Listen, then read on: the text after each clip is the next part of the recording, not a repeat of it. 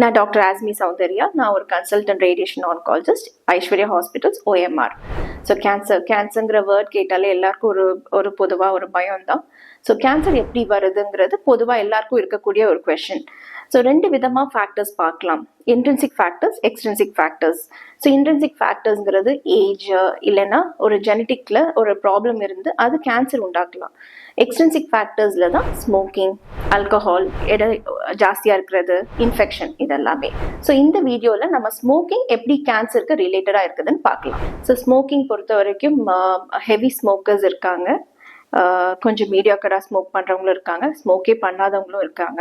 Heavy ஸ்மோக்கிங்கிற போது அதை நாங்கள் 10 பேக் இயர்ஸ், ஒரு 10-20 வருஷமாக பிடிச்சி ஸ்மோக்கிங் எடுத்துகிட்டு இருக்கவங்களா இருப்பாங்க.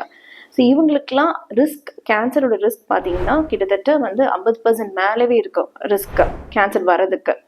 இந்த ஹெவி ஸ்மோக்கர்ஸ் ஸ்மோக்கிங்கை ஸ்டாப் பண்ணாங்கன்னா, அதுவும் ஒரு 10 இயர்ஸாக நான் ஸ்மோக் பண்ணவே இல்லை, எனக்கு கேன்சர் வருமானு கேட்டிங்கன்னா 50% அவங்களுக்கு ஏற்கனவே இருந்த ரிஸ்க் கம்மியாயிடும். ஸோ 50% ரிஸ்க் இருக்கு கேன்சருக்கு வருதுன்னா அது 50% கம்மியாயிருந்தா கிட்டத்தட்ட 25% கம்மி.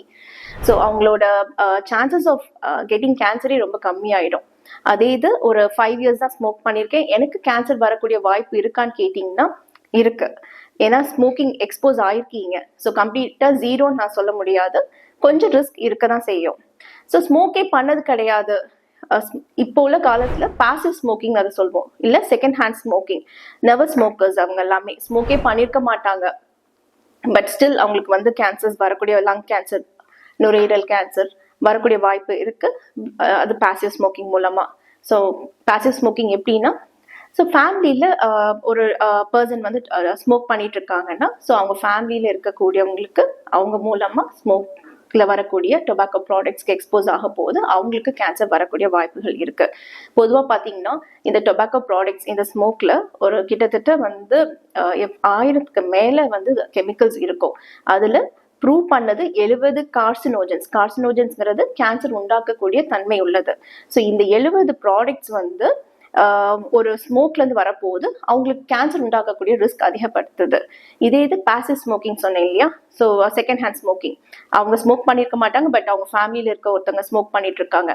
ஸோ அந்த டொபாக்கோ ப்ராடக்ட்ல இருந்து ஒரு 69 கார்சினோஜன்ஸ் இவங்களுக்கு எக்ஸ்போஸ் ஆகுறாங்க.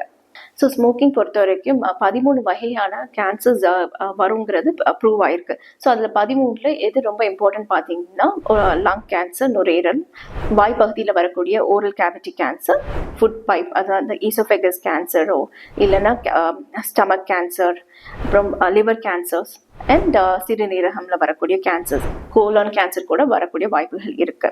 ஸோ இதுக்கெல்லாம் பெஸ்ட் என்னன்னா கம்ப்ளீட்டாக ஸ்மோக்கிங் ஸ்டாப் பண்ணுறதும். ஸோ ஸ்மோக்கிங் சீசேஷன் சொல்வோம். ஸ்மோக்கிங் ஸ்டாப் பண்ணுறதுக்கு குவிட் ஸ்மோக்கிங், இதுக்குன்னு தெரப்பீஸ் நிறைய இருக்கு. தெரப்பீஸ் எடுத்துட்டு அதுக்கு நமக்கு மெடிசின்ஸ் கூட இருக்கு, ஸ்மோக்கிங்லேருந்து வெளியில் வர்றதுக்கு ஹெல்ப் பண்ணுறதுக்கு ஏற்ற மாதிரி மெடிசின்ஸும் அவைலபிளாக இருக்கு. இதுக்கு நீங்கள் டாக்டர் பார்த்து எப்படி நம்ம ஸ்மோக்கிங் சீசேஷன் பண்ணலாங்கிறது தெரிஞ்சுக்கலாம்.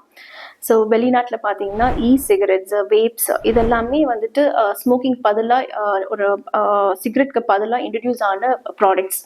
ஸோ இந்த ப்ராடக்ட்ஸ் இப்போ இந்தியா பொறுத்த வரைக்கும் தமிழ்நாட்டில் பேன் செய்யப்பட்டிருக்கு. ஸோ சிகரெட்ஸ் கொஞ்சம் பெட்டரான்னு கேட்டிங்களா, டெஃபினட்டாக இல்லை.